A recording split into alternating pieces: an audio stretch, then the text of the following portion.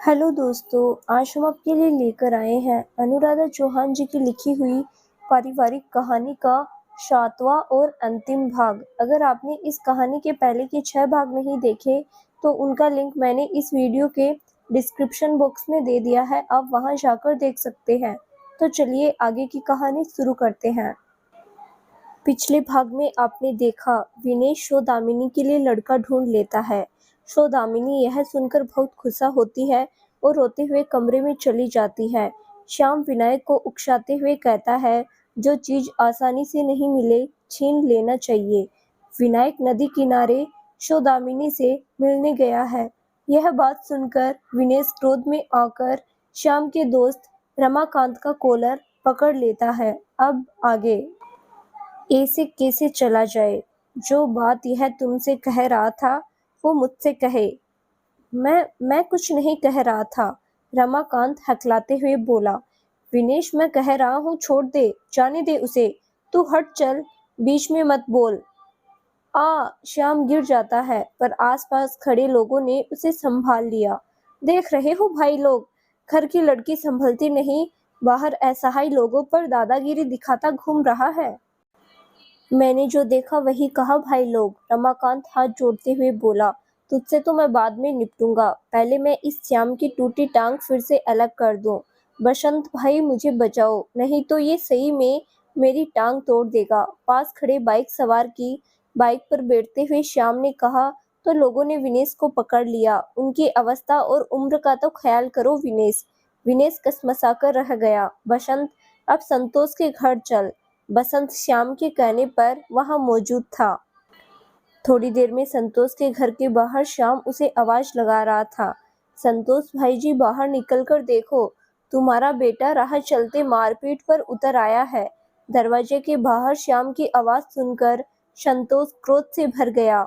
यह क्यों चिल्ला रहा है? उस दिन की बात पर आज तमाशा कर रहा है। विनेश आ गया तो यह आज पीटे बगैर नहीं जाएगा। सुनिए जी, मत जाइए बाहर, कोई नहीं निकलेगा तो अपने आप चला जाएगा। वो नीच इंसान है, बदला लिए बगैर नहीं मानेगा। आप क्यों उसके मुंह लगकर अपनी बेइज्जती कराना चाहते हो? जो अपने भाई भाभी का नहीं हुआ वो किसी की क्या इज्जत करेगा? शारदा उन्हें समझाने लगी। संतोष भाई जी, आप सिधाई का नाटक कर जानबूझकर मेरी बेइज्जती करवा रहे हैं। आपसे माफी मांग ली फिर भी आपका बेटा मारने दौड़ रहा है। इतनी दादागिरी अच्छी नहीं। क्या है, क्यों तमाशा मचा रहे हो? मैं तमाशा मचा रहा हूँ या तुम लोगों से अपनी बेटी नहीं संभल रही तो उसका गुस्सा हम निर्दोषों पर उतार रहे हो? श्याम, मेरी बेटी का नाम तमीज से लेना, वरना क्या मारोगे? सुनो भाई लोग, आप लोग बैठे थे ना वहाँ, मैंने इनके या इनकी बेटी के लिए कोई अपशब्द कहे नहीं? संतोष भाई, ये तो बस अपने भतीजे के दुख की बात कर रहे थे। वो तो रमाकांत कहीं से आ गया और अनाप शनाप बकने लगा। सुन लिया, हो गई तसल्ली। मैंने कुछ भी नहीं कहा भाई जी। यह बात रमाकांत बात कर रहा था, मैं सिर्फ सुन रहा था। तभी अचानक वहां विनेश आ गया और मारपीट करने लगा। मैंने रोका तो उसने मुझे धक्का दे दिया और टांगे तोड़ने की धमकी देने लगा। सच नहीं सुन सकते हो तो रखो अपनी बेटी को घर में, क्यों नहीं उसे कंट्रोल में रखते? आगे एक शब्द नहीं, सौदामिनी का नाम लिया तो तेरी टांगे तोड़ दूंगा। विनेश वहां आ गया और अंदर से डंडा लेकर बाहर निकल आया। देख रहे हो संतोष, मैं बार बार अपमान सहकर भी चुप हूँ। इसे सच सुनकर मिर्ची लगी हुई है। इतनी गर्मी है खून में तो अपनी बहन पर काबू रख। श्याम, तड़ाक, एक जोरदार थप्पड़ के साथ संतोष दहाड़े। बाप रे, देखा भाई लोग, बेटा तो दादागिरी दिखा ही रहा था। बाप से भी सच सहन नहीं हुआ तो मेरी आवाज दबाने चले ये लोग। अरे कोई मेरे भतीजे को संदेशा दे दो जाकर, उसका छुप छुप कर मिलना मेरी जान ले जाएगा। रमाकांत, तुझे चुप रहने का इशारा किया था मैंने, देख तेरे कारण क्या हो गया। मैंने तो इनकी लाडली को अपने घर की बहू बनाना चाहता था।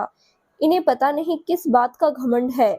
विनायक जैसा लड़का इस पूरे मोहल्ले में नहीं। खैर छोड़िए, मैं जा रहा हूँ विनायक को बुलाने। श्याम यह कहकर वहां से चला गया। चल विनेश, हम भी चलते हैं। अगर यह सच बोल रहा है तो आज सौदामिनी की खैर नहीं। संतोष और विनेश भी श्याम के पीछे पीछे चल दिए और कुछ लोग उनके मजे के लिए साथ चल दिए। बस बस बसंत, यहीं रोक, वो रहा विनायक। विनायक बेटा, विनायक बेटा, श्याम लंगड़ाते हुए दौड़ा। चाचा जी यहाँ। दोनों उन्हें देख बुरी तरह घबरा गए। विनायक, सौदामिनी, तुम दोनों यहाँ से जाओ जल्दी। क्या हुआ चाचा जी? मैं नुक्कड़ पर चाय वाले के यहाँ। श्याम उसे पूरा किस्सा बताता है। कैसे रमाकांत ने उन्हें देखा और उसकी बात सुनकर विनेश संतोष भाई के साथ वहाँ आ रहा है। अब क्या होगा विनायक? सौदामिनी, बहुत हो गई लुक्का छुपी, खुलकर सामना करते हैं। ये जमाना हमें साथ नहीं जीने देगा तो ये नदी हमें साथ में मरने का मौका जरूर देगी। तभी सामने से विनेश और संतोष को आते देख सौदामिनी ने कसकर विनायक की बाह पकड़ ली। सौदामिनी, मैंने तुझे विनायक से मिलने के लिए मना किया था ना? संतोष चिल्लाकर बोले। बाबूजी, मैंने भी बार बार कहा है कि मैं विनायक के बिना जीने की कल्पना भी नहीं कर सकती।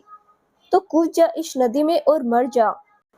पर इसके साथ तेरा ब्याह तो हरगिज नहीं होगा, विनेश चिल्लाकर बोला। अंकल जी, आपकी दुश्मनी चाचा जी से है ना?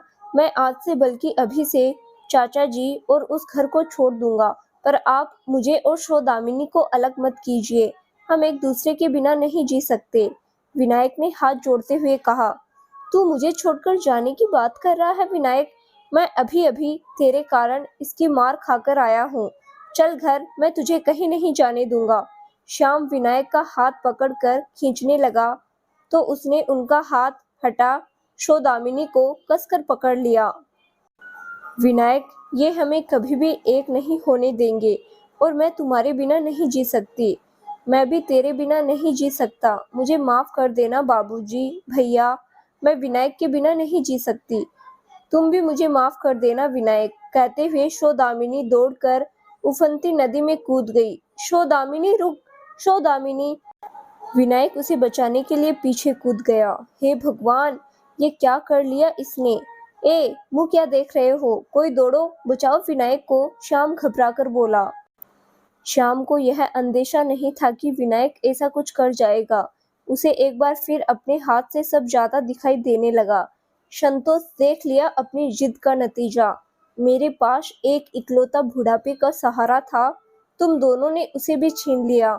श्याम सिर पकड़कर बैठ गया। सौदामिनी, संतोष चीख कर गिरने को हुए तो विनेश ने पकड़ लिया। बाबूजी संभालिए मेरी बच्ची सौदामिनी।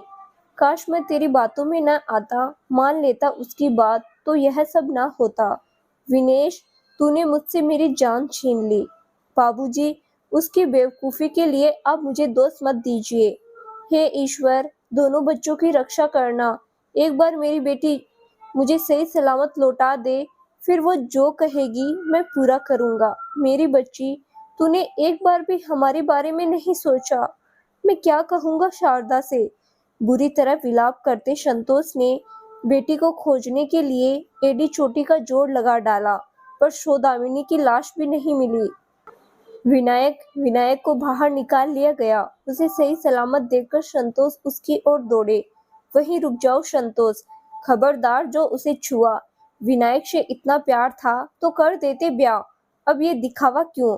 आज तुम्हारी वजह से हमने विनायक को खो दिया होता। इसे फौरन अस्पताल ले चलो। श्याम उसे लेकर वहां से चला गया। श्याम ने विनायक को अस्पताल में भर्ती करा दिया। होश आते ही खुद को अस्पताल में देखकर विनायक चौंक गया। मैं यहाँ कैसे? मैं तो सौदामिनी के साथ। विनायक ने दिमाग पर जोर दिया तो सौदामिनी का ख्याल आते ही चीखा और बेड से उठकर भागा। सौदामिनी, विनायक ऐसी हालत में कहाँ जा रहा है? रुक जा मेरे यार। भास्कर बाहर बैठा उसके होश आने का इंतजार कर रहा था। उसने दौड़कर उसे पकड़ लिया। ये देख सुहासिनी भी करीब आ गई।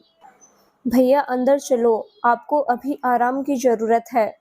मुझे नहीं करना आराम, छोड़ भास्कर, मुझे सौदामिनी के पास जाना है। मुझे जानना है वो ठीक है या नहीं, उसे कुछ हुआ तो नहीं। कहाँ जाएगा विनायक? सौदामिनी तुझे, हमें, हम सबको छोड़कर चली गई। कहाँ जाएगा उसे ढूंढने, बता। नहीं, ये नहीं हो सकता, तू मजाक कर रहा है ना? भास्कर भैया सच कह रहे हैं भैया, सुहासिनी अपने आंसू पोंछते हुए बोली। हाँ विनायक, काश ये मजाक होता, भास्कर धीरे से बोला। तो फिर मुझे क्यों बचाया, मर जाने दिया होता मुझे भी। शोदामिनी, ईश्वर ने मेरी किस्मत में उसका साथ नहीं लिखा था भास्कर, इसीलिए जब भी पास आने का संयोग बना कुछ न कुछ घट गया। मेरा जीवन कोरे कागज की तरह कोरा ही रहने वाला है। ऐसा मत कहो भैया। सच यही है सुहासिनी, पहले बाबूजी चले गए, फिर अम्मा साथ छोड़ गई, अब शोदामिनी भी। तू भी जा भास्कर, तू भी जा। तुम सब मुझसे दूर चले जाओ। जो मेरे करीब आता है, मेरी काली किस्मत उसको लील जाती है। जाओ सब यहाँ से, जाओ। कहते हुए विनायक फूट फूट कर रो पड़ा। ऐसा कुछ नहीं है यार, हिम्मत रख, भास्कर उसे समझाते हुए बोला। डॉक्टर ने चेकअप के बाद विनायक को छोड़ दिया। विनायक शोदामिनी के जाने से बुरी तरह टूट गया। उसने खुद को कमरे में कैद कर लिया। विनायक, ऐसा कब तक चलेगा, थोड़ा बाहर निकल, कहीं मन लगा। श्याम समझाने की कोशिश करते, पर विनायक कमरे में गुमसुम बैठा रहता। एक दिन भास्कर ने आकर बताया, विनायक, अकाउंट की प्रोफेसर नहीं आने वाली, उसने बच्चे की देखभाल के लिए रिजाइन कर दिया है। तू भी नहीं जाएगा तो बच्चे एग्जाम में क्या करेंगे, अपने लिए ना सही बच्चों के भविष्य के लिए कॉलेज जा। बहुत समझाने पर उसने फिर से कॉलेज जाना शुरू कर दिया। विनायक बेटा, थोड़ा समय दुकान पर भी बैठ जाया करो, श्याम ने कहा। मन नहीं करता चाचा जी, आप चले जाओ दुकान। धीरे धीरे एक साल बीत गई। न विनायक ने आगे बढ़ने का मन बनाया, न श्याम ने उस पर दबाव डालने की कोशिश की। सुहासिनी ही कई बार आई और उसे समझाने की कोशिश करती रही। विनायक, विनायक, विनायक बेटा, ध्यान कहाँ है तुम्हारा। श्याम ने विनायक को जोर से हिलाया तो वो चौंक कर अतीत के दायरे से बाहर निकल आया। जी जी चाचा जी। कितनी देर से आवाज लगा रहा हूँ, क्या हुआ, क्या अभी भी उसके बारे में ही सोच रहा है। बेटा जो नहीं है उसके बारे में सोचकर दुखी होने वाला है। चल चल कर खाना खा ले, बंसरी को भी तो घर जाना है। जी चाचा जी, आप चलो, मैं कापियां समेट कर आया। विनायक उत्तर पुस्तिका समेट कर रखते हुए सोचने लगा, शोदामिनी सच में जिंदा है या भास्कर को भ्रम हुआ है। आज अचानक से शोदामिनी के जिंदा होने की खबर सुनकर विनायक के मन में खलबली मच गई। तू बहुत डिस्टर्ब लग रहा है, भास्कर ने कुछ कहा है क्या। नहीं चाचा, वो बेचारा तो मन हल्का करने की कोशिश करता रहता है, बस थोड़ा सिरदर्द कर रहा है। एक बार कॉपियां चेक हो जाए तो चैन पड़े। तू ये नौकरी कर ही क्यों रहा है, अब तो शौक पूरा हो गया ना। ये नौकरी का चक्कर छोड़ो और अपना कारोबार संभालो। एक साल में तुम मुश्किल से 4 महीने दुकान पहुंचे हो। जी चाचा जी, कोशिश करूंगा। चाचा को शक ना हो जाए, इसीलिए वो चुपचाप खाना खाकर कमरे में चला आया। आज की रात लंबी है, यह मुझे ही लग रही है। अब उसे रात होने का भी इंतजार भारी पड़ रहा था। सुबह होते ही विनायक तैयार होकर नीचे उतरा तो चाचा जी चारपाई पर बैठे चाय पी रहे थे। विनायक सुबह सुबह कहा, चाचा जी वॉकिंग के लिए जा रहा हूँ, कुछ लाना है तो बता दो, लेता आऊंगा। नहीं कुछ नहीं चाहिए, अच्छी बात है, वॉकिंग करो, घूमो फिरो, पर खुश रहो। शाम फिर से अखबार में घुस गए। विनायक उनकी ओर बिना देखे शूज पहने और निकल गया। अब ये भास्कर कहाँ होगा। बस स्टैंड पहुंचकर विनायक उसे ढूंढने लगा। विनायक इधर देख, मैं यहाँ हूँ। टिकट विंडो पर। विनायक मुड़ा तो भास्कर ने उसे हाथ हिलाकर इशारा किया। ले लिए टिकट, बड़ी मुश्किल से रात कटी है, अब चल जल्दी। विनायक ने करीब आकर कहा, बड़ी जल्दी हो रही है मेरे कृष्ण को अपनी राधा से मिलने की। भास्कर ने हंसते हुए कहा। भास्कर, तुझे हंसी सूझ रही है, यहाँ मेरी जान जा रही है। इस जान को अपनी जान के लिए बचाकर रख विनायक, अब तो मिलने के बाद ही चैन आएगा। जब से उसके जिंदा होने की खबर सुनी, मुझे एक एक पल वर्ष सा भारी लग रहा है। तेरी बेचैनी समझ सकता हूँ यार, जब मुझे यह रात भारी लगी तो तुझे क्या कहूँ। भास्कर, ये सच है ना, कोई सपना तो नहीं। विनायक, जो मैंने देखा वो सच है, तेरी जिंदगी सही सलामत है। बस एक बार वो हमें पहचान ले तो उसके कान पकड़कर पूछूंगा, अपने जीवित होने की बात मुझे क्यों नहीं बताई। वैसे तो मुझे अपना भाई मानती थी, यह भाई इतना पराया हो गया। मुझे भी उससे ढेर सारे सवालों के जवाब चाहिए भास्कर। यदि सच में सब भूल गई है तो मेरी बदकिस्मती, और अगर याद होने के बाद भी मुझसे दूर रही है तो उसे मेरे सवालों के जवाब देने होंगे। बस 2 घंटे की बात है विनायक, फिर हम वृंदावन पहुंच जाएंगे। बांके बिहारी की नगरी में तुम्हें तुम्हारी सौदामिनी जरूर पहचानेगी। इस बार मैं तुम दोनों को मिलाकर ही रहूंगा। मैंने वृंदावन में मेरे एक दोस्त से शादी के सारे अरेंजमेंट करवा दिए हैं। शादी के अरेंजमेंट? सौदामिनी सच में यादाश्त खो बैठी हो, तब शादी कैसे संभव है? सौदामिनी को कुछ याद हो ना हो, तुम्हें तो सब याद है। आज तुम्हारा मिलन जरूर होगा। ये देखो, मैंने तुम्हारे प्रेम के सभी साक्ष्य साथ ले लिए हैं, ताकि आश्रम वालों को हम विश्वास दिला सके कि सौदामिनी तुम्हारी अमानत है। बिना साक्ष्य वो हमें उसके नजदीक भी नहीं जाने देंगे। भास्कर, ऐसा भी तो हो सकता है कि सौदामिनी को सब याद हो सकता है, बिल्कुल हो सकता है। मुझे भी लगता है वो जानबूझकर याददाश्त जाने का बहाना करके अंकल से मुझसे दूर रह रही है, ताकि बार बार बिछड़ने की तकलीफ से मुझे दूर रख सके। ये तो वक्त बताएगा विनायक। चल, अपना स्टॉप आ गया। वृंदावन उतरकर दोनों सीधे आश्रम जा पहुंचे। यही है वो आश्रम विनायक, चल चलते हैं अंदर। ऐसे अंदर नहीं जा सकते, महिला आश्रम है। हमें पहले आश्रम के प्रबंधक से मिलकर अनुमति लेनी होगी। चल, ऑफिस में उनसे मिलकर बात करते हैं। ओ चल, भास्कर ने सौदामिनी की फोटो दिखाकर प्रबंधक से सौदामिनी से मिलने की परमिशन मांगी। ठीक है, मिल लीजिए, वो आपको 14 नंबर कक्ष में मिलेगी। आप बाहर निकलकर दाईं तरफ के गलियारे से 14 नंबर रूम में चले जाइए। आराम का समय है तो वो वहीं होगी। रूल के हिसाब से हम एक ही व्यक्ति को मिलने देंगे। जी धन्यवाद। विनायक, यह सामान मुझे दे, तू मिलने चला जा। भास्कर ने विनायक को भेज दिया। वो मुझे पहचानेगी ना भास्कर? धड़कते दिल से विनायक ने पूछा। कोशिश कर, सच्ची मोहब्बत पत्थर में भी जान डाल देती है यार, भास्कर ने कहा तो विनायक को शांति मिली। वो सौदामिनी से मिलने तेज तेज कदमों से आगे बढ़ गया। सौदामिनी, ये तो सच में मेरी सौदामिनी है। सौदामिनी को देख विनायक का दिल जोर जोर से धड़कने लगा। वो बैठी फूलों की माला बना रही थी। वो धीरे से उसके करीब जा पहुंचा। सौदामिनी, उसने कंधे पर हाथ रखते हुए धीरे से आवाज दी। विनायक की आवाज सुनकर वो एकदम से चौंक गई और मुड़कर पीछे देखा तो विनायक को देखकर कुछ पल के लिए स्थिर हो गई, फिर संभलते हुए बोली, कौन हो तुम? सौदामिनी ने पूछा। मैं विनायक, तुम्हारा विनायक। सौदामिनी, तुम कौन हो और यहाँ कैसे आए?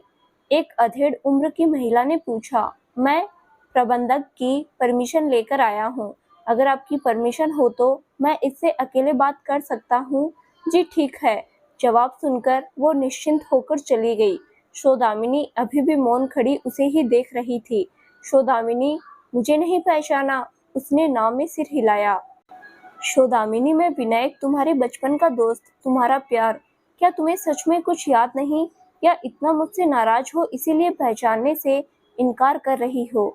कहा ना नहीं जानती। उसकी आंखों में नमी आने लगी, जिसे छुपाने के लिए वो मुंह घुमाकर खड़ी हो गई। तब तक भास्कर भी इजाजत लेकर वहां आ गया।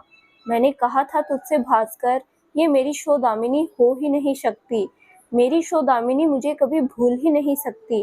काश उस दिन उस उफनती नदी का उफान सौदामिनी के साथ मुझे भी लील जाती तो अच्छा होता। विनायक निराश होकर बोला। मरे तुम्हारे दुश्मन। आगे कुछ कहता उससे पहले सौदामिनी उसके होठों पर हाथ रखकर बोली। सौदामिनी, तुम्हें सब याद है, फिर पहचानने से मना क्यों कर रही थी? विनायक ने आश्चर्य से पूछा। हाँ कहते हुए वो विनायक से लिपट गई। तुम मरने की बात मत किया करो विनायक। तुम सामने खड़ी होकर भी मुझे पहचानने से इनकार करोगी तो मैं जीवित रहकर क्या करूँगा? मुझे माफ कर दो विनायक, मैं तुमसे मिलना चाहती थी पर मिल नहीं सकती थी। तुम्हारे बिना हर रोज तिल तिल मर रही थी। सौदामिनी अपने आंसुओं पर काबू नहीं रख पाई और रोती हुई फिर से विनायक से लिपट गई। मैं भी तुम्हारे बिना जिंदा लाश बना फिर रहा था। जब तुम्हें सब याद था तो तुम वापस क्यों नहीं आई? विनायक ने पूछा। चाचा जी ने मना किया था। चाचा जी? ये क्या कह रही हो सौदामिनी? चाचा जी जानते थे तुम जिंदा हो? सुनो, शुरू से बताती हूँ क्या हुआ था उस दिन।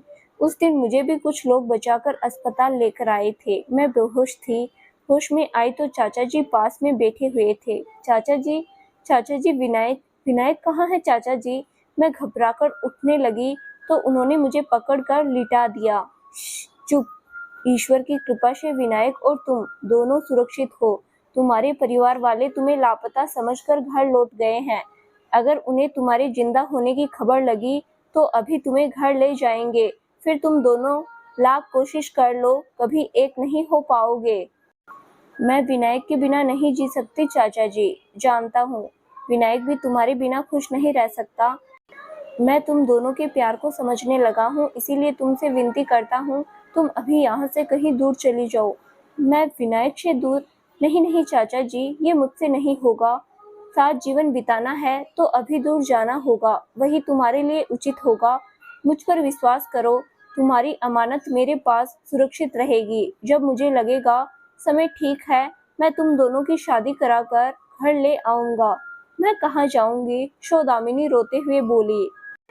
यह मालती जी है, तुम इनके आश्रम वृंदावन जाओगी। मैंने इनसे बात कर ली है। तुम्हारे रहने खाने जरूरत की हर वस्तु का खर्च मैं उठाऊंगा। एक बात ध्यान रहे, तुम भूल से भी कभी मथुरा फोन मत करना। कब तक चाचा जी, कब तक मुझे अनजानों के बीच रहना होगा? विनेश की अकड़ कम होने तक। अभी वो जोश में होश खोकर किसी को भी मारने पर उतारू हो रहा है। अगर अभी तुम और विनायक चुपचाप भी शादी करते हो तो वो तुम्हें और विनायक को जिंदा नहीं छोड़ेगा। मैं इस अवस्था में उसे नहीं खो सकता। कुछ समय पश्चात उसका गुस्सा कम हो जाए तब विनायक को सच बताकर मैं तुम्हें धूमधाम से अपने घर की बहू बनाकर ले जाऊंगा। क्या इतनी प्लानिंग कर चाचा नॉर्मल बिहेव करते रहे? विनायक आश्चर्य से बोला। हाँ यार, ये चाचा तो बहुत बड़े खिलाड़ी निकले। इतना बड़ा सच छुपा कर तुम्हें हमें अंधेरे में रख कैसे शांत बने रहे? भास्कर बोला। ओ, तभी घर में जब सुहासिनी, निखिल और तू मुझे जब भी मूव ऑन करने के लिए फोर्स करते तो वो सबको टोक कर मुझे वक्त देने की बात करते थे। बीच बीच में एक दो दिन के लिए घूमने का बहाना करके कहीं चले जाते थे।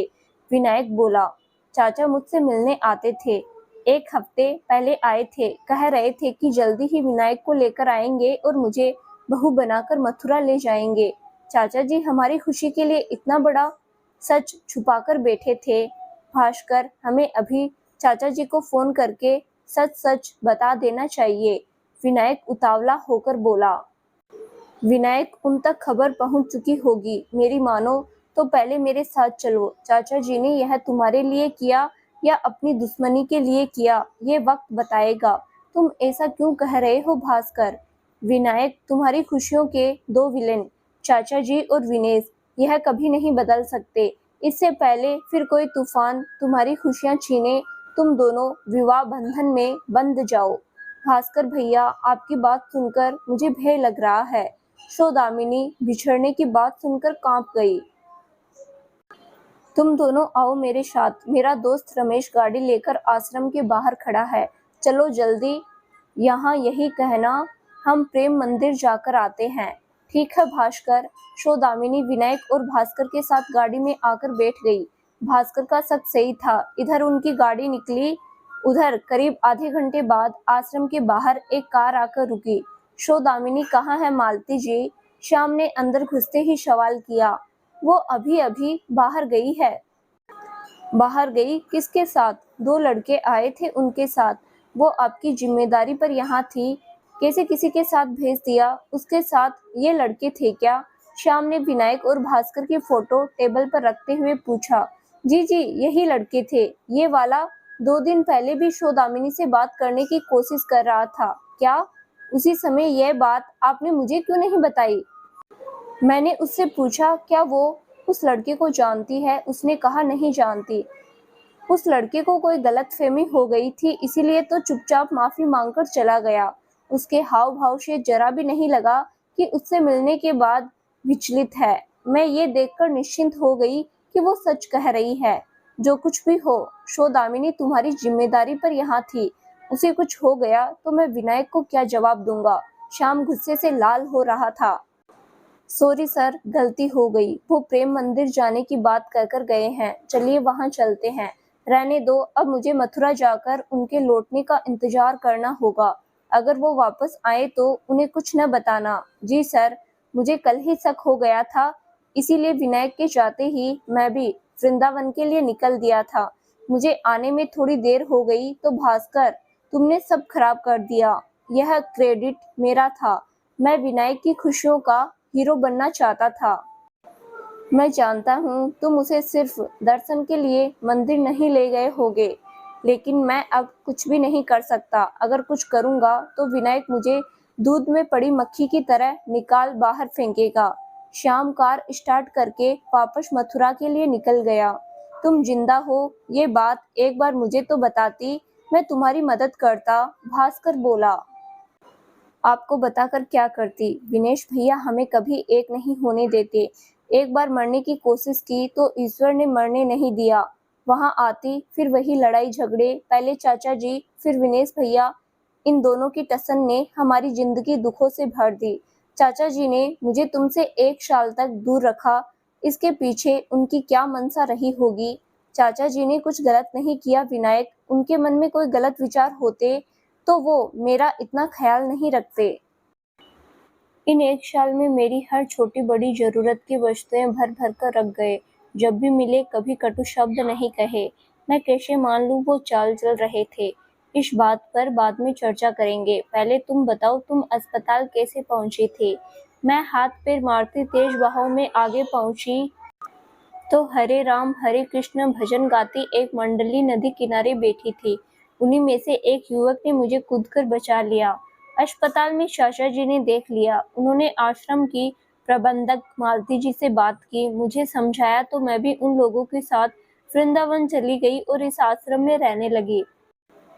ओ, चाचा जी के कारण हमें इतना लंबा बिछोह सहना पड़ा। अब हमें कोई अलग नहीं कर सकता। हम कहाँ जा रहे हैं भास्कर भैया। मंदिर? मंदिर? मंदिर क्यों? हम मथुरा वापस नहीं जाएंगे। जाएंगे, जरूर जाएंगे, पर शादी के बाद। भास्कर ने मंदिर में हमारी शादी के सारे इंतजाम कर रखे हैं। यहाँ से हम अब शादी करके ही वापस जाएंगे ताकि हमें कोई अलग ना कर सके। तुम हमारे साथ हो, यह बात चाचा जी तक पहुंच गई होगी। अब देखना ये है कि हमारे लौटने पर उनका क्या रिएक्शन होगा। सौदामिनी विनायक के साथ मंदिर पहुंच गई। उस दिन मैंने आपके साथ बहुत बदतमीजी की, उसके लिए मुझे माफ कर देना भास्कर भैया। सौदामिनी ने कार में बैठते ही कान पकड़े। ऐसे नहीं माफ करूंगा, पहले शादी कर लो। शुभ मुहूर्त निकला जा रहा है, फिर अच्छे से क्लास लगाता हूँ, भास्कर ने कान पकड़ते हुए कहा। हुई माँ, सौदामिनी दर्द से करा उठे। भास्कर यार लग रही है उसके, विनायक ने कान छुड़ाते हुए कहा। ओए होए, देखो तो, प्यार मिला तो यार बेगाना। और इसने जो मुझे मारा होता उसका क्या। बोला ना भैया माफ कर दो। सौदामिनी मासूम शक्ल बनाकर बोली। चल किया माफ, भास्कर हाथ उठाकर बोला तो सब हंसने लगे। ऐसे ही हल्की फुल्की बातें करते तीनों मंदिर पहुंच गए। मथुरा में विनायक के यहाँ हलचल मची हुई थी। ओ भाई ओ, तनिक ध्यान से। ओ बेटा सुनो, फूलों में कांटे ना हो, इस बात का विशेष ध्यान रखना। चाचा जी, सुहासिनी घर में घुसी तो घर का हाल देखकर चौंक गई। अरे सुहासिनी, अच्छा हुआ समय पर आ गई। सुनो मेरी बेटी आ गई, अब ये बताएगी सजावट कैसी और कहाँ करनी है। सुहासिनी, मैं हलवाई से बात करके आता हूँ। चाचा जी ये सब क्या है। सुहासिनी अभी भी अचंभित खड़ी थी। तेरी भाभी आने वाली है सुहासिनी, मेरे घर की लक्ष्मी, मेरी बहू आने वाली है। भाभी? बहू? मैं कुछ समझी नहीं। विनायक आएगा तो सब समझ जाओगी। अभी तो उसके और अपनी भाभी के स्वागत की तैयारी करो। फाइनली विनायक ने शादी का मन बना लिया। शाम ठंडी सांस भरकर बोले। लड़की कौन है चाचा जी? जो भी है विनायक को और मुझे बहुत पसंद है। वो चुपचाप शादी करना चाहता था तो मैंने रोका नहीं, लेकिन स्वागत स्वागत करने से वो मुझे नहीं रोक सकता। श्याम खुश होकर बोला। भैया ने मुझे भी नहीं बताया। सुहासिनी उदास होकर बोली। मन छोटा नहीं करते बेटा, दूध का जला छाछ भी फूंक फूंक कर पीता है।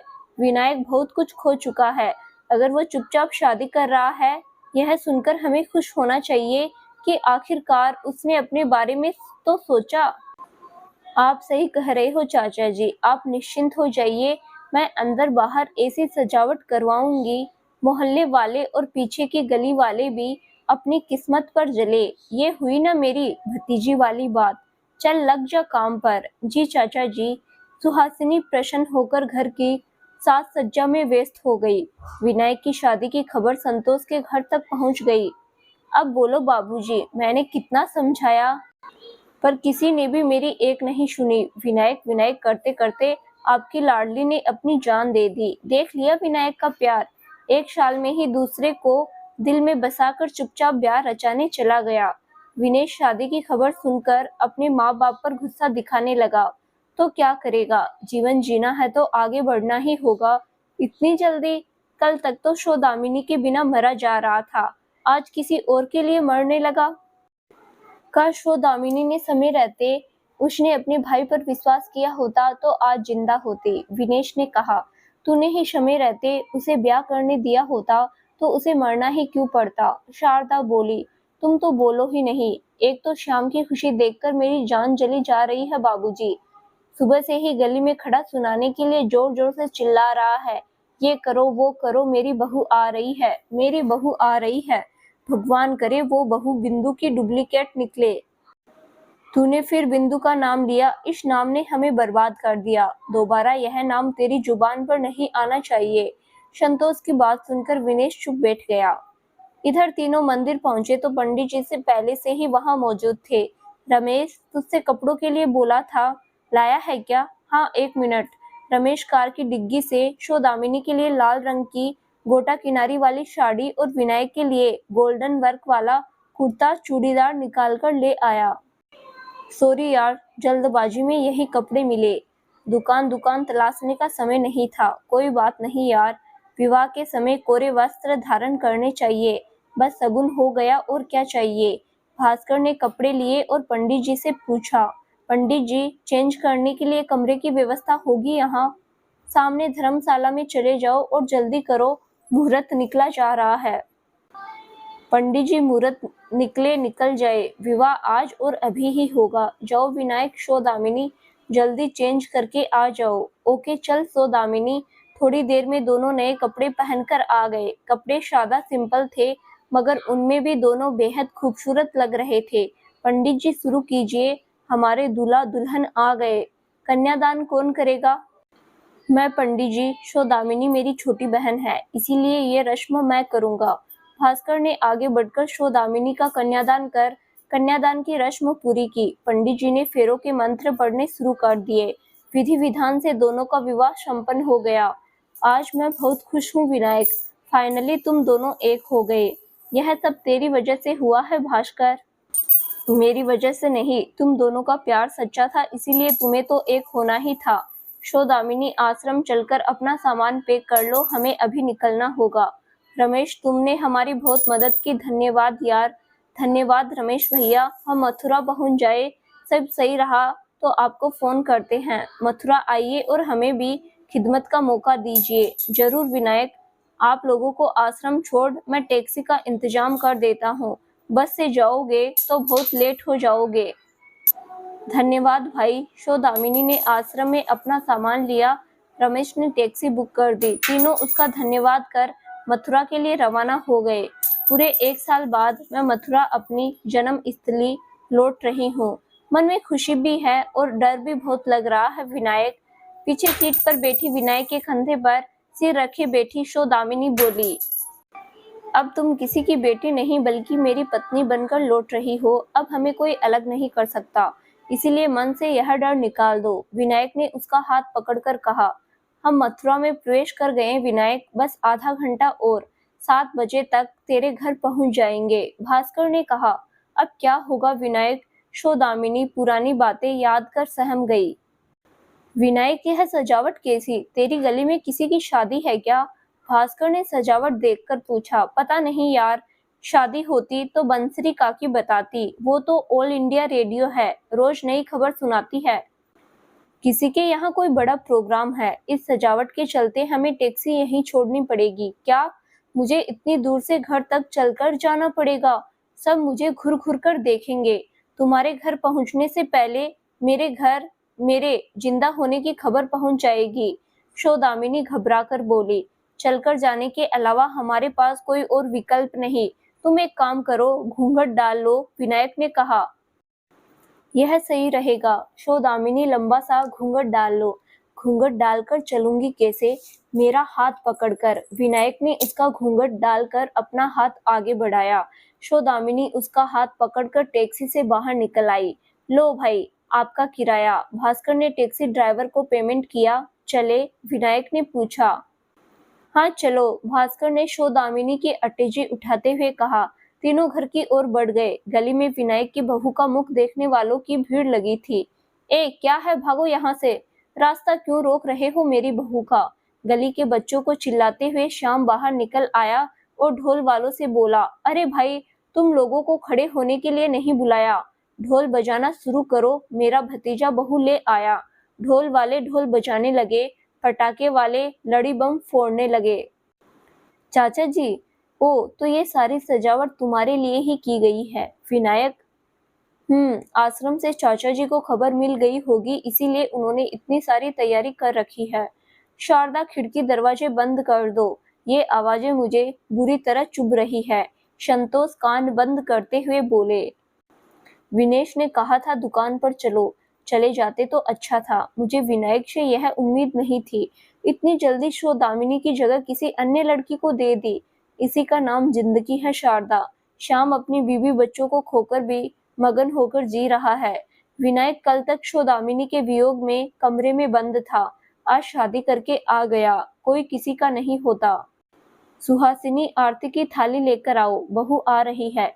श्याम ने दोनों को करीब आते देखा तो सुहासिनी को आरती की थाली सजाने को बोला। सुहासिनी ने आरती उतारकर सौदामिनी का हाथ पकड़ा। इस कलश को गिराकर अंदर आओ भाभी। सौदामिनी के गृह प्रवेश करते ही सुहासिनी पहले उसे पूजा घर में ले गई। भैया, पहले आप दोनों दीप प्रज्वलित करके ईश्वर का आशीर्वाद ले लो, फिर अम्मा बाबूजी का आशीर्वाद लो, उसके बाद मुझे आपसे झगड़ा करना है। क्यों? मैंने ऐसा क्या कर दिया जो झगड़े की नौबत आ गई? भैया, सवाल नहीं, सिर्फ जवाब।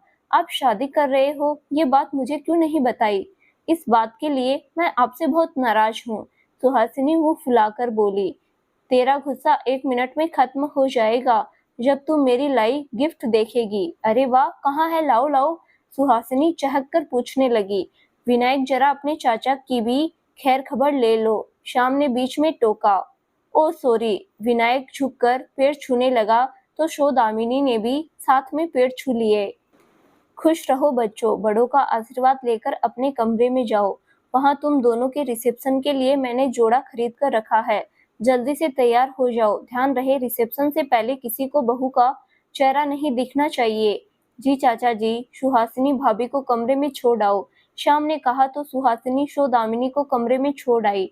निर्मला, जरा सुनो। शारदा ने बाहर निकलकर पड़ोस में रहने वाली महिला को आवाज लगाई।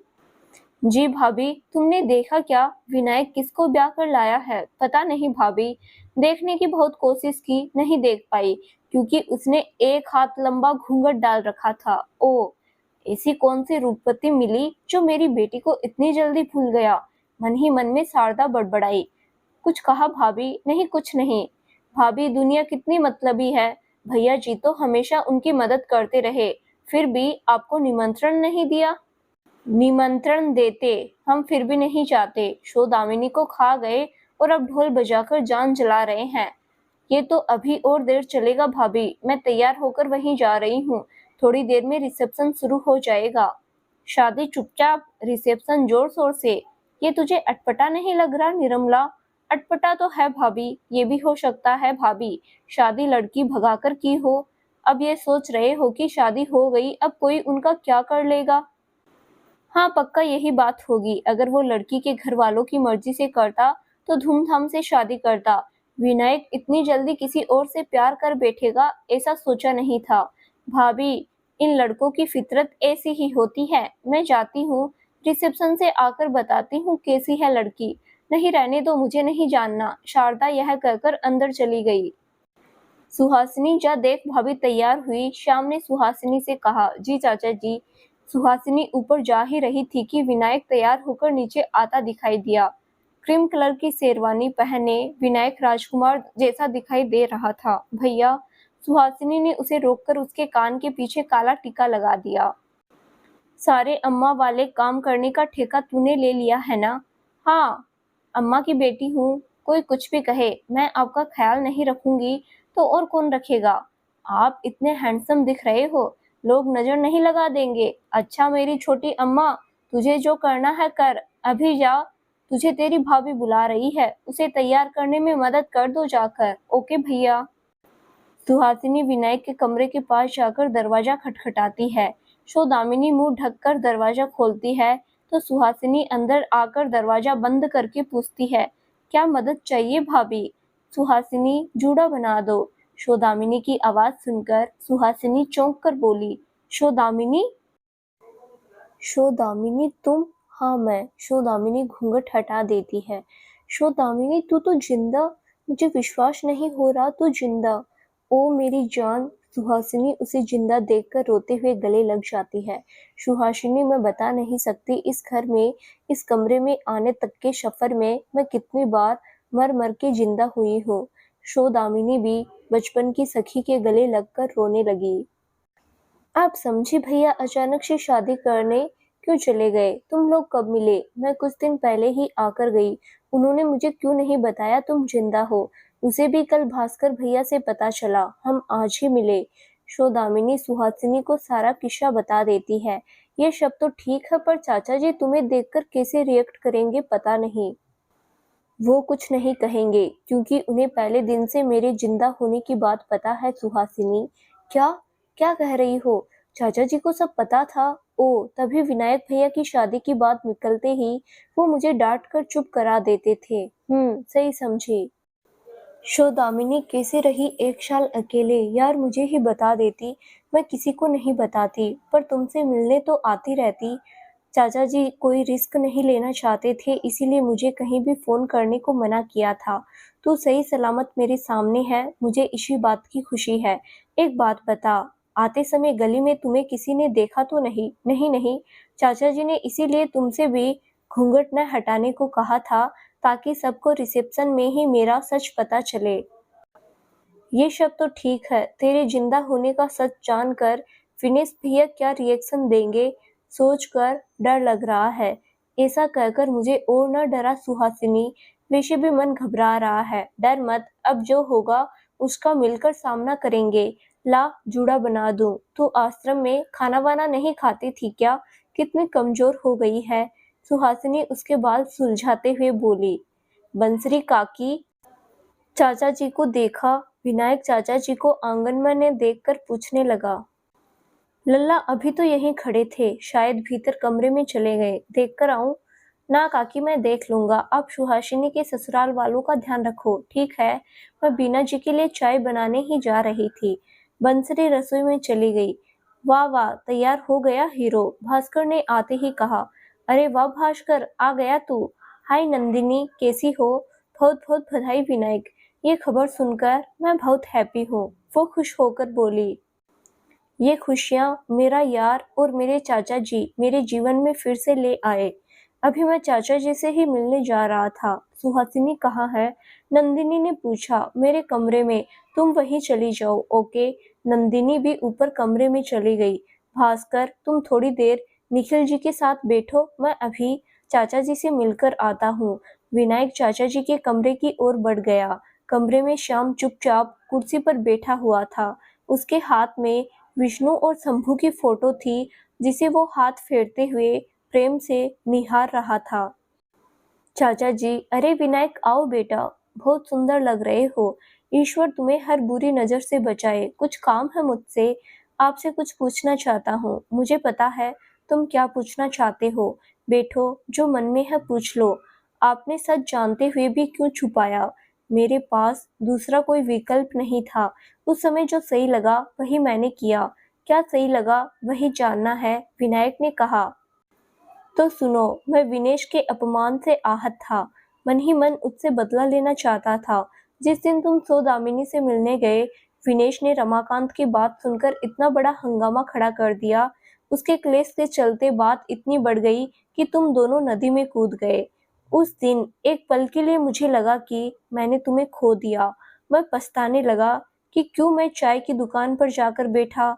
मैंने बसंत से आग्रह करके तुम्हें तुरंत बाहर निकलवा कर अस्पताल भिजवाया। फिर विनेश की नज़र बचाकर सौदामिनी को देखने भागा। वो मुझे दूर-दूर तक नज़र नहीं आई। मैं लौट रहा था तो मेरी नज़र हरे राम हरे कृष्णा भजन करने वाले समूह पर पड़ी। उन्हें देखकर लगा कि जैसे वो किसी को उठाने का प्रयास कर रहे हैं। मैं जल्दी से चल तो नहीं पाता, फिर भी उनके पास पहुंचा तो वो लोग सौदामिनी को होश में लाने की कोशिश कर रहे थे। श्याम कहते-कहते रुक गया। फिर क्या हुआ चाचा जी? मैं कई बार वृंदावन जा चुका हूँ, इसीलिए मालती जी को जानता था।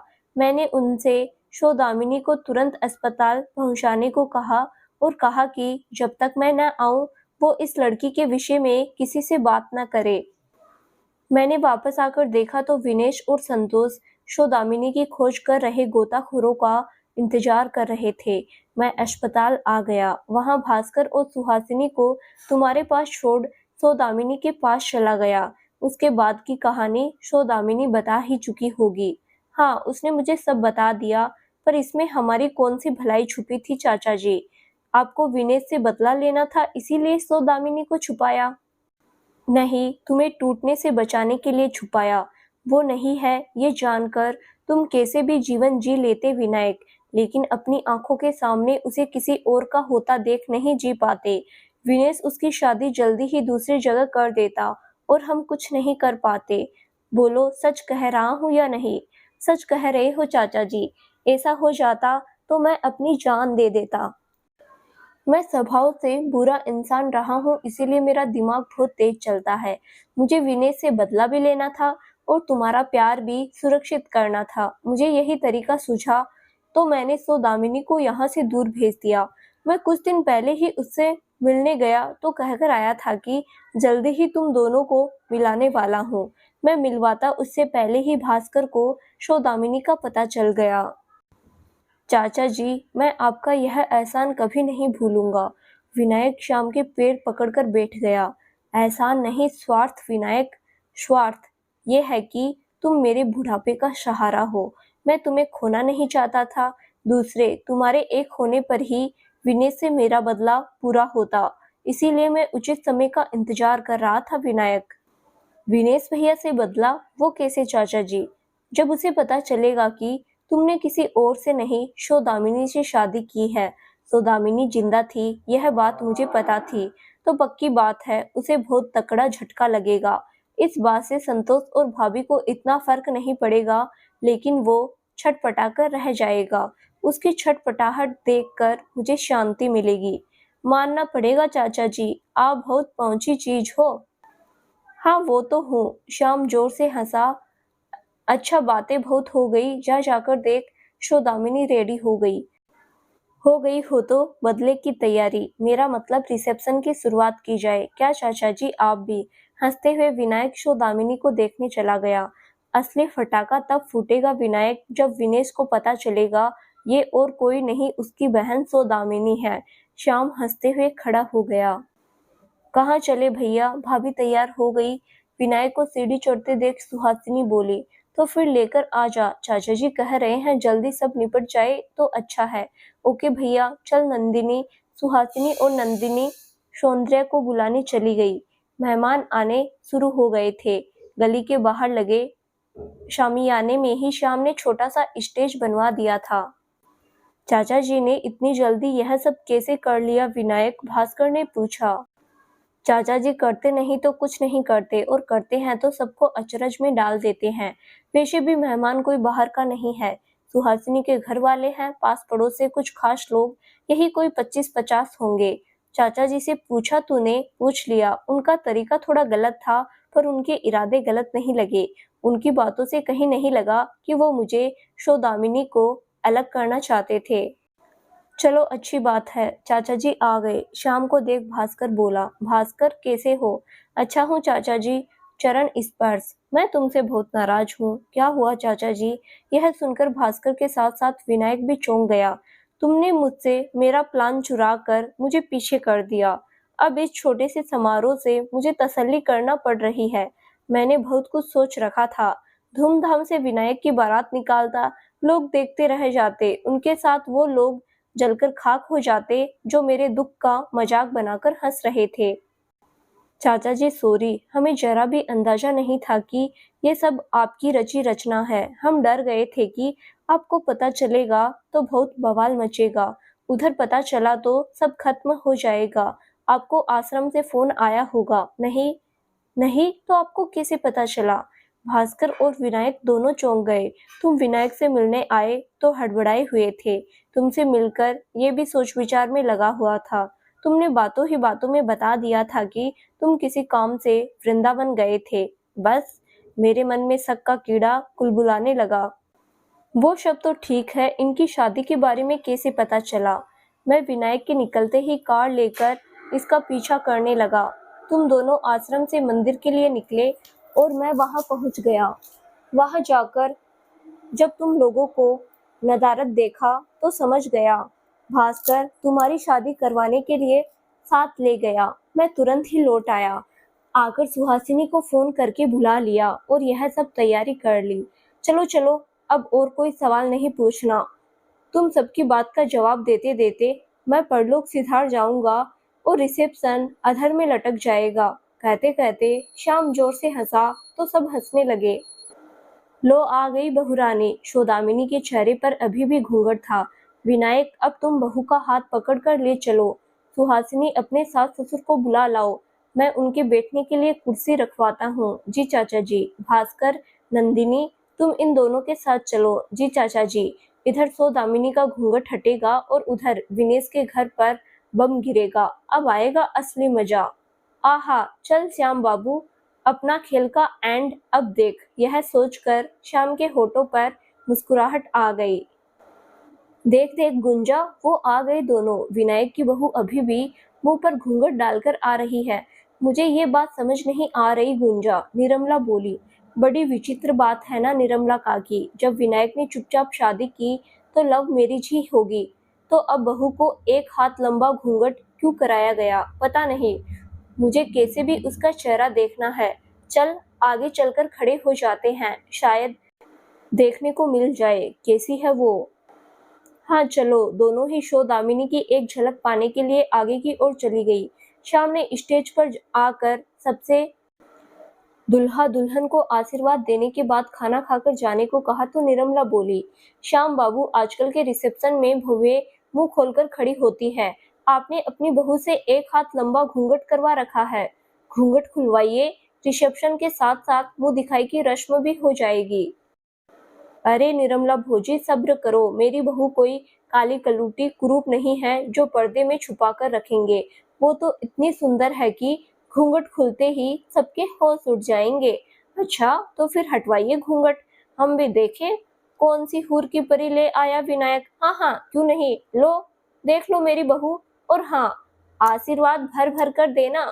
चुपचाप खाना खाकर किशक नहीं जाना भोजी। श्याम ने हंसते हुए कहा। सुहासिनी बेटा, अब भाभी के चेहरे से घूंघट हटा दो। जी चाचा जी। सुहासिनी ने जैसे ही सौदामिनी का घूंघट खोला, भीड़ में खुशुर फुसुर शुरू हो जाती है। सौदामिनी, ये तो संतोष भाई साहब की बेटी है। सौदामिनी, ये जिंदा है। मुझे शारदा भाभी को जाकर बताना चाहिए। निर्मला शारदा को बताने के लिए निकल गई। उसे जाते देख श्याम मुस्कुरा उठा। हो गया काम। शारदा भाभी, ओ शारदा भाभी, दरवाजा खोलो शारदा भाभी। निर्मला हाथ से दरवाजा खटखटाते हुए आवाज लगा रही थी। क्या हुआ निर्मला, दरवाजा तोड़ोगी क्या? ऐसी कौन सी आफत आ गई जो दरवाजा पीट रही है? घंटी लगी है ना, वो क्यों नहीं बजाई? शारदा दरवाजा खोलते ही बड़बड़ाने लगी। अरे ऐसा ही कुछ समझ लो शारदा भाभी, मैं जो देखकर आई हूँ वो सुनने के बाद आपके भी होश उड़ जाएंगे। निर्मला हाँफते हुए बोली। ऐसा क्या देख लिया तुमने जो हमारे होश उड़ा देगा? संतोष भी निर्मला की आवाज सुनकर वहां आ गए थे। भाई जी, अच्छा हुआ आप भी आ गए। भाई जी, वो वहां सौदामिनी निर्मला बोलते बोलते हाँफने लगी। क्या वहां शोदामिनी कोई भूत देखकर आई है क्या, जो अनाप शनाप बक रही हो? तुझे याद नहीं, शोदामिनी तो 1 साल पहले हमें छोड़कर जा चुकी है। नहीं भाई जी, शोदामिनी मरी नहीं, जिंदा है। ये सुनते ही शारदा और संतोष बुरी तरह चौंक गए। क्या? ऐसा कैसे हो सकता है? शारदा बोली। क्या बकवास कर रही हो निर्मला? वो कैसे जिंदा हो सकती है? उसने हमारी आंखों के सामने नदी में कूदकर अपनी जान दी थी, संतोष ने कहा। नहीं भाई साहब, वो शोदामिनी ही है। मेरा विश्वास करो, वो जिंदा है। विनायक ने किसी और से नहीं, आपकी बेटी शोदामिनी से शादी की है। क्या उलूल जुलूल बातें कर रही है निर्मला? मेरी बेटी अब इस दुनिया में नहीं है। वो शोदामिनी कैसे हो सकती है? शारदा बोली। नहीं भाभी, मैं सच कह रही हूँ। आपको विश्वास नहीं हो रहा तो खुद चलकर देख लो। मैं झूठ नहीं कह रही हूँ। मैं उसे अपनी आंखों से देखकर आ रही हूँ। निर्मला अपनी बात पर जोर देते हुए बोली। ए जी, निर्मला इतने विश्वास से कह रही है तो चलकर देखने में क्या हर्ज है विनेश के बाबूजी। हम स्वयं चलकर देखेंगे तो सच झूठ जो भी हो पता चल जाएगा। हाँ चलो चलकर देखते हैं। मैं अभी विनेश को फोन कर देता हूँ। संतोष विनेश को फोन लगाकर बताते हैं तो विनेश गुस्सा होकर कहता है, बाबूजी आप इतनी जल्दी किसी की बातों में कैसे आ गए? आपको वहां बुलाकर बेइज्जत करने के लिए ये शाम की कोई चाल भी हो सकती है। आप ये क्यों नहीं सोचते?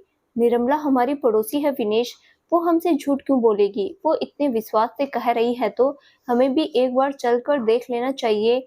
सच झूठ जो भी हो पता चल जाएगा। ठीक है बाबूजी, मैं 5 मिनट में दुकान बंद करके घर पर आता हूँ, साथ में चलेंगे।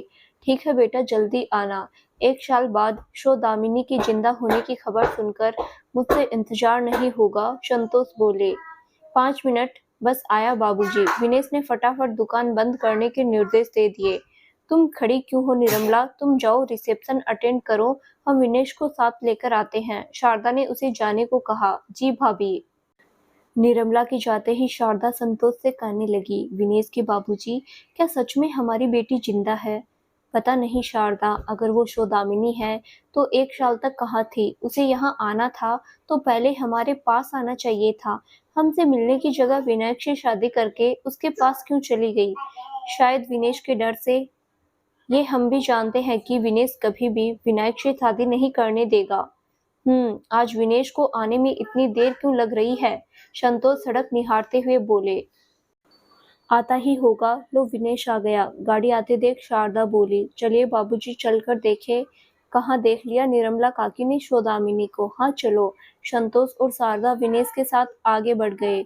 बाबूजी उधर नहीं, पीछे की ओर से चलो। पहले शामियाने के अंदर झांक कर देखते हैं। अगर वो शोदामिनी नहीं है तो चुपचाप वापस आ जाएंगे। शोदामिनी होगी तो अंदर जाकर सवाल जवाब करेंगे। ऐसे बिन बुलाए किसी के फंक्शन में घुसना ठीक नहीं। ये ठीक रहेगा। शाम की नजर से बचने के लिए पीछे से देखना ही उचित होगा, संतोष बोले।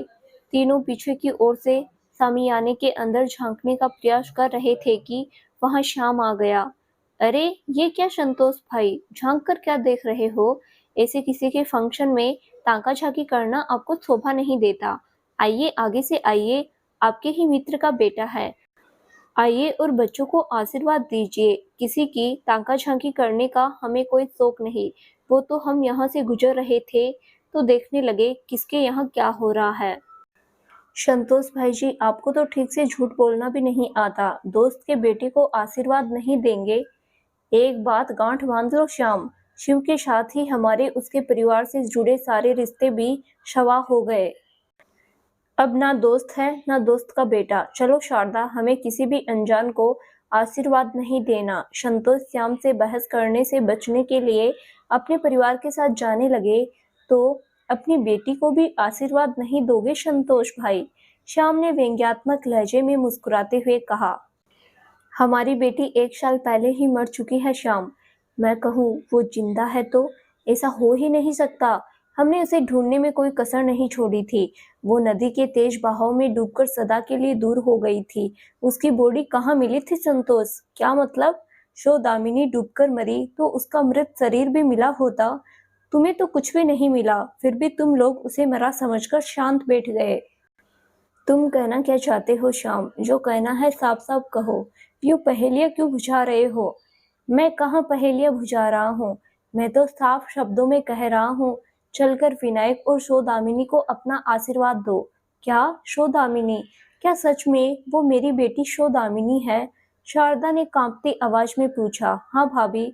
इतना कहकर श्याम वहां से चला गया। बाबूजी, अगर वो शोदामिनी है तो उसने हमारी मर्जी के बिना शादी करके बहुत गलत किया। मैं उसे छोड़ूंगा नहीं। विनेश गुस्से से लाल हुआ जा रहा था। विनेश, अब वो विनायक की पत्नी है। शारदा बोली। मुझे कुछ नहीं पता, मैं जा रहा हूँ, कहकर विनेश शामियाने में जाने के लिए भागा। विनेश, विनेश रुक जाओ विनेश। हे भगवान, ये लड़का गुस्से में कुछ गलत न कर दे। उसे रोक लीजिए विनेश के बाबूजी। ये लड़का गुस्से में कुछ भी नहीं सुनता, चलो उसे रोकते हैं। संतोष उसके पीछे पीछे दौड़े। विनेश स्टेज पर विनायक की बाह पकड़कर मुस्कुराती शोदामिनी को देख अपने गुस्से पर काबू न रख सका और जोर से चिल्लाया, शोदामिनी! विनेश की आवाज सुनकर शोदामिनी चौंक गई। भैया! शोदामिनी डर कर विनायक के पीछे छुप गई। कहाँ छुप रही है? तूने मरने का नाटक करके हमारे साथ इतना बड़ा धोखा कर दिया। नहीं भैया, मैं शोदामिनी आगे कुछ बोलती उससे पहले श्याम उन दोनों के बीच खड़ा हो गया। विनेश, आराम से। वो अब मेरी बहू है। तुम्हें उससे बात करनी है तो आवाज धीमी करके बात करनी होगी। तुम हमारे बीच में बोलने वाले कोई नहीं हो, समझे? भैया, चाचा जी से कुछ मत कहो, शोदामिनी बोली। ओ, तो अब चाचा जी ही तुम्हारे सब कुछ हो गए, हम कुछ नहीं। देखा बाबूजी, इसके लिए आप आंसू बहाते थे, इसके लिए। शोदामिनी बेटा, तुम जिंदा थी तो हमें क्यों नहीं बताया? तुमने एक बार भी नहीं सोचा कि तुम्हारे बिना तुम्हारे माता पिता कैसे होंगे? तुमने ये भी जानने की कोशिश नहीं की कि हम कैसे हैं? हमारे बिना तुमने शादी करके घर बसा लिया। संतोष दुखी होकर बोले। तुझे अपनी माँ की भी याद नहीं आई? बेटी को सामने देख शारदा रोने लगी। माँ, बाबूजी, भैया, मुझे गलत मत समझिए। आप लोगों ने मुझे इतना मजबूर कर दिया था कि क्या? तेरे कहने का मतलब ये सब करने के लिए हमने मजबूर किया? विनेश तमतमाकर बोला। विनेश भैया, एक बार शोदामिनी की पूरी बात तो सुन लीजिए, विनायक बोला। तू चुप रह और खबरदार जो मुझे भैया कहा। विनेश, विनेश शांत हो जाओ। मेरे विनायक और सौदामिनी पर चिल्लाने की जरूरत नहीं है। जो कुछ कहना है मुझसे कहो। मैं इस पूरी कहानी का कहानीकार, खलनायक, हीरो, या जो समझना है समझ लो। सौदामिनी जिंदा थी, ये सच मेरे और सौदामिनी के बीच का था। विनायक भी तुम लोगों की तरह अनजान था। ओ, तो ये तुम्हारा काम है। पूछ सकता हूँ, तुमने हमारे साथ ऐसा क्यों किया? तुमने मेरा अपमान करते समय मुझे चैलेंज किया था कि मैं कुछ भी कर लूं। तुम विनायक और सौदामिनी को एक नहीं होने दोगे। मैंने उसी चैलेंज का जवाब दिया। हाँ, मेरा तरीका अलग था। जो रिश्ता संतोष भाई और मेरे भाई साहब ने तय किया था, उस रिश्ते को तुम्हारी जिद एक नहीं होने दे रही थी। मैंने बच्चों की खुशियां तुमसे छीनकर उन्हें वापस कर दी। भाई जी, आप कहो, आपकी बेटी को उसकी खुशी सौंपकर गलत किया। श्याम, मेरी बेटी जिंदा है, ये सच तुमने हमसे क्यों छुपाया? संतोष ने पूछा। तुम्हें सच बताता तो सौदामिनी यहाँ नहीं किसी और के घर की बहू बनकर अपनी फूटी किस्मत को रो रही होती। आप सबको सच जानने की जिज्ञासा है ना? मैंने ये क्यों किया? सुनिए, शुरू से शब्द बताकर शांत करता हूँ, फिर डिसाइड कीजिए कि सौदामिनी गलत है या सही। श्याम संतोष को पूरी बात बताता है। श्याम, तुम इतने गिरे हुए हो, पता था, पर तुमने बदले की आग में मेरे माँ बाबूजी को इतना बड़ा दर्द दिया, ये मैं कभी नहीं भूलूंगा। विनेश, तमीज से बात करो। श्याम बाबू अब सौदामिनी के ससुर है। संतोष ने टोका। बाबूजी आप? हाँ विनेश, श्याम बाबू का तरीका गलत था, पर उन्होंने वही किया जो हम चाहते थे। हम पुत्र प्रेम में अंधे होकर तुम्हारी सुनते रहे और बेटी को दुख देते गए। हमने ये भी नहीं सोचा कि उसके दिल पर क्या गुजर रही होगी। हमने उसे इतना मजबूर कर दिया कि वो जिंदा होते हुए हमारे पास न लौट कर हम सबसे दूर रहने चली गई। भगवान का लाख लाख शुक्र, मेरी बच्ची सही सलामत है, अब कोई विवाद नहीं। शारदा रोते हुए बोली। माँ, सौदामिनी फबक कर रो पड़ी। सौदामिनी, मेरी बच्ची। शारदा स्टेज पर जाकर सौदामिनी से लिपटकर रोने लगी। संतोष भी उसके पास जाकर सिर पर हाथ फेरने लगे। बाबूजी, सौदामिनी उनसे लिपट गई। मत रो लाडो, संतोष बोले। ये देखकर विनेश जाने लगा। रुक जाओ भैया प्लीज। विनेश ठिठक कर रुक गया। सौदामिनी दौड़कर उसके करीब आकर कान पकड़कर खड़ी हो गई। मुझे माफ कर दो भैया। गुस्सा थूक दो भैया प्लीज। विनायक, सुहासिनी, नंदिनी, भास्कर सब एक साथ बोले। मान जाओ विनेश, तुम विनायक के चाचा से हारे हो, किसी दुश्मन से नहीं। श्याम ने कहा तो विनेश ने उन्हें घुरकर देखा, फिर मुस्कुराकर आगे बढ़ा और श्याम के पैर छूकर बोला, आपसे चालाकी में मैं कभी नहीं जीत सकता चाचा जी। आप मुझे मेरी गलतियों के लिए माफ कर दीजिए। ये हुई ना बात, मान गए ना। चाचा से भतीजा कभी नहीं जीत सकता। ये कहते हुए श्याम हंसने लगा। विनायक काकी होती तो आज उनकी खुशी का ठिकाना नहीं रहता। हाँ सौदामिनी, आज अम्मा की बहुत याद आ रही है। काश वो होती। अम्मा जहाँ है वहीं से तुम दोनों को आशीर्वाद दे रही है भैया, सुहासिनी बोली। तुझे पता है सौदामिनी, ये सुहासिनी शादी के बाद बहुत बदल गई है। वो मुझसे छोटी होकर भी अम्मा की तरह समझाती है, डांटती है और मेरा ख्याल भी रखती है। आप भाभी से मेरी शिकायत कर रहे हैं या तारीफ? तारीफ मेरी प्यारी बहना। तारीफ ही करना, वरना दोनों की अच्छी क्लास लगाऊंगी। बिल्कुल सही कहा सुहासिनी। सुन सौदामिनी, तू तो पराई हो गई। अब सुहासिनी के पाले में हम तीनों हैं, ध्यान रखना। विनेश ने सौदामिनी को चिढ़ाते हुए कहा। माँ बाबूजी देखो तो, सौदामिनी चिढ़कर बोली। दोनों परिवार से रिश्ते सुधरते देख उसकी आंखें भर आई थी। अरे तू रोने लगी, ये खुशी के आंसू है भैया। सौदामिनी भाई से लिपटकर भावुक हो गई। अंत भला तो सब भला। संतोष भाई, अब बच्चों को अपना आशीर्वाद दीजिए। जरूर देंगे श्याम बाबू, लेकिन एक शर्त पर। संतोष बोले। शर्त? कैसे शर्त संतोष भाई? श्याम ने चिंतित होकर पूछा। अरे घबराइए नहीं श्याम बाबू, आपसे अपनी बेटी वापस नहीं मांग रहे, आशीर्वाद के बदले बस छोटी सी शर्त रख रहे हैं। ओके बताइए क्या शर्त है? विनायक की शादी की खुशी में आज तुमने ये जलसा रखा, कल मथुरा के सबसे महंगे मैरिज हॉल में मैं मेरी बेटी का रिसेप्शन धूमधाम से करना चाहता हूँ। इसके लिए मुझे तुम्हारी हाँ चाहिए। मंजूरी मिलेगी तभी मैं बच्चों को अपना आशीर्वाद दूंगा। बस इतनी सी बात। अपनी बेटी की शादी की खुशी आप जैसे चाहे वैसे सेलिब्रेट करो। हमें तो और अच्छा 2-2 दिन दावत मिलेगी, क्यों भाई लोग? श्याम ने मेहमानों से पूछा। सही कह रहे हो श्याम बाबू। संतोष भाई जी की दावत के लिए हम कल पूरा दिन उपवास करने को तैयार है। भीड़ में से 2-3 बुजुर्ग व्यक्ति हंसते हुए बोले। उनकी बात सुनकर सब हंसने लगे। दोनों परिवारों को एक साथ हंसता देख सौदामिनी और विनायक की खुशियाँ दूनी हो गई। तो दोस्तों, आपको ये कहानी कैसी लगी? हमें कमेंट बॉक्स में कमेंट करके ज़रूर बताना। धन्यवाद।